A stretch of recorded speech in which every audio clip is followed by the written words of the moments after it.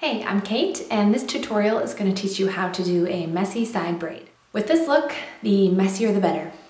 So go ahead and get your texture powder out, or your dry shampoo, or just some hairspray, a comb to tease, and get ready to really rough your hair up before we begin. My favorite way to get really gritty texture is with a texture powder, and today I'm going to be using the Redken Style Connection 03 Powder Grip. And it is a mattifying hair powder. So this is going to leave your hair with a little bit more of a chalky residue than, say, a dry shampoo will. But if you're working with day 2 or day 3 hair, dry shampoo should be enough to sort of refresh it a little bit. If you've got fresh hair or hair that tends to be really silky and smooth, go ahead and get some texture powder because that's going to give you the grip that you need. Don't be shy. Let's get in there.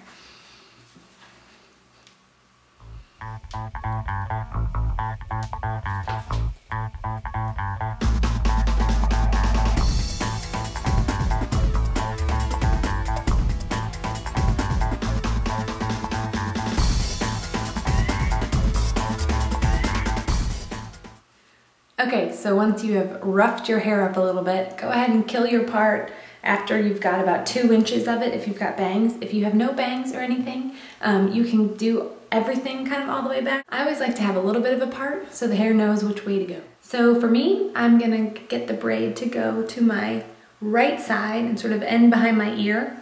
So I want all of the hair to sort of swoop to my right. We're gonna spray it with a little bit of hairspray to just encourage that hold even more, and then make sure you have a clear elastic on hand to grab as soon as you're done with the braid.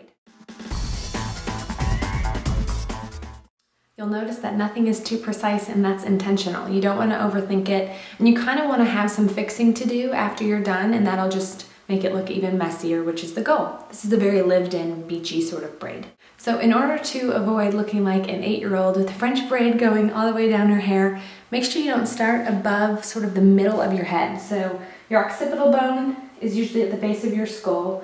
The middle for me is right about here. So I don't want to start braiding until I get to the middle. We're also going to do the braid on an angle, so don't overthink that either. Just start it at the middle and make sure you're working your way to the right.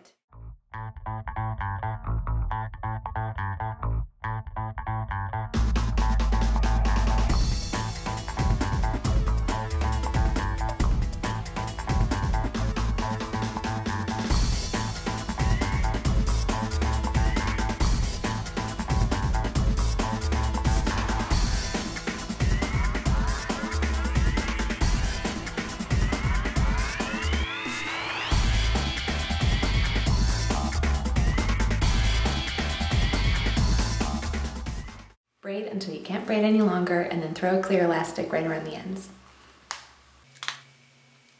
Now it's time to mess it up a little bit. So pull pieces of hair that you want to have loosened up, and if you want to even pull some hairs out and then pin them back in place, that'll just make it look a little bit messy and lived in. The best part of your hair to work with if you want your ponytail or braid to look a little bit lived in and soft is at the nape of your neck.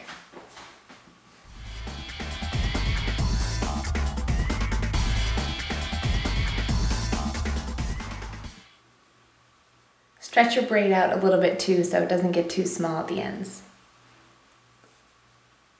All you need to do to finish is do a light veil of hairspray, and you're left with a really loose and soft French braid.